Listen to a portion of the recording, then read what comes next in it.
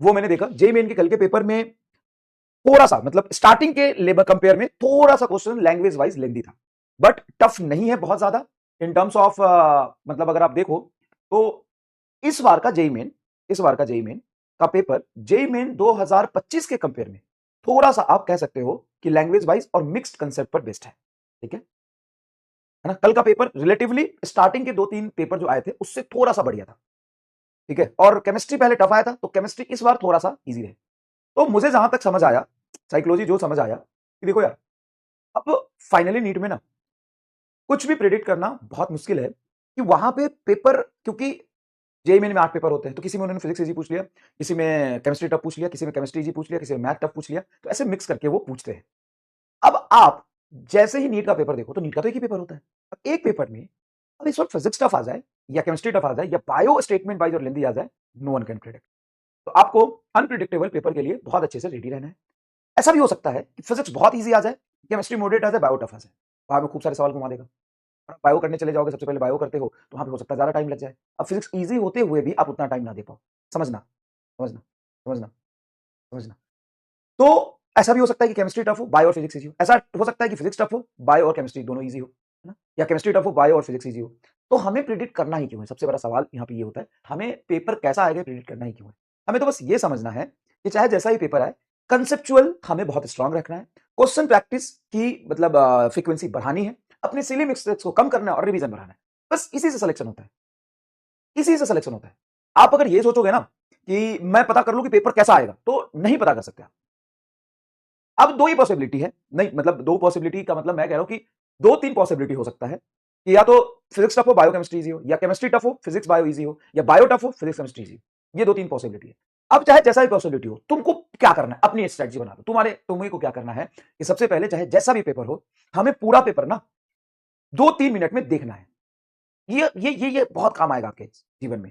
तो अगर आप अभी भी ऑफलाइन का पेपर कहीं भी टेस्ट सीरीज देते हो, तो ऑफलाइन में जैसे आपको पेपर मिलता है तो आप क्या करो कि स्कैन कर लो 5-7 मिनट। 5-7 मिनट में कुछ तुम पूरा पेपर खत्म नहीं कर लोगे। 3 घंटा है तो 3 घंटे में जैसे आप पिच पर खेलने जाते हो तो पिच पर सबसे पहले क्या करते हो, पिच का मुआयना करते हो, कैसा बना है ना, कैसा पिच है, फास्ट पिच है, स्लो पिच है, क्रिकेट की बात कर रहे हैं। तो उसी तरीके से सबसे पहले 5 मिनट में 7 मिनट में ओवरऑल देखो पेपर।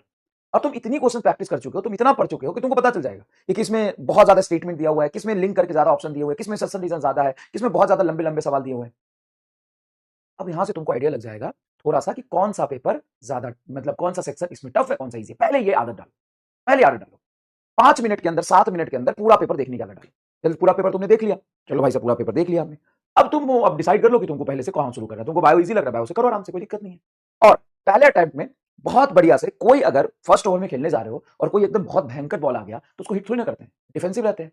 उसी तरीके से अगर आप लास्ट ओवर में खेल रहे हो और जीतने के लिए बस आपको 3 बॉल में 4 रन चाहिए, तो वहां पे आप रिस्क लेते हो।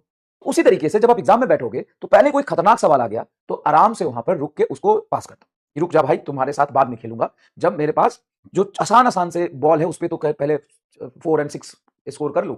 तो जो सवाल आपको पेपर में आसान आसान लग रहे हैं पहले उसको अटेम्प्ट करेंगे। और पहले बायो भी करते तो बायो में भी 10-15 क्वेश्चन छोड़ने होते हैं पहले अटेम्प्ट में। फिर केमिस्ट्री करिए, फिर फिजिक्स करिए।